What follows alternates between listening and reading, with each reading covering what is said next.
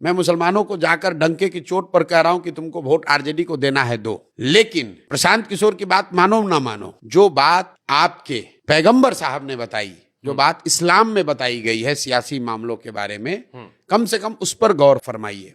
मुसलमान आज बिहार में दलितों के बाद सबसे ज्यादा गरीब और फटेहाल है, फिर भी मुसलमान आरजेडी को वोट देता है। मुसलमान ये खड़ा होकर कहता है क्या करें, हम तो भाजपा के डर से देते हैं, लालू जी के अलावा कोई विकल्प नहीं है, हमको तो सबने ठगा है। तो मैं उनको कुरान के हवाले से बताता हूं कि भाई पैगंबर साहब ने कहा कि जिस कौम को अपने रहनुमाओं की समझ न हो उसके ऊपर जालिम हुक्मरानों को मुसल्लत कर दिया जाता है। तो अगर आप ये कह रहे हैं कि आज के हुक्मरान जालिम हैं, तो पैगंबर साहब की बात कही हुई गलत तो हो नहीं सकती। उस पूरे लाइन को पढ़ो। उन्होंने कहा कि जालिम हुक्मरान आप पर तब मुसल्लत किए जाएंगे जब आप गलत रहनुमाओं का चुनाव करेंगे।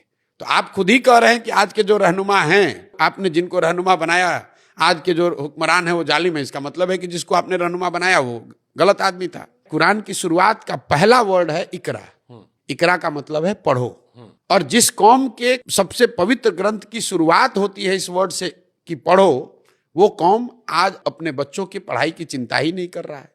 वो सबसे अनपढ़ कौम बन गया है। जिस कौम में इस्लाम में बताया गया है कि अपने बच्चों के साथ इंसाफ करना, अपने बच्चों की अच्छी परवरिश करना, उनके साथ इंसाफ करना, ये सुन तो लीजिए, ये अल्लाह की एक तरह से उनको इंस्ट्रक्शन है कि आपको करना है।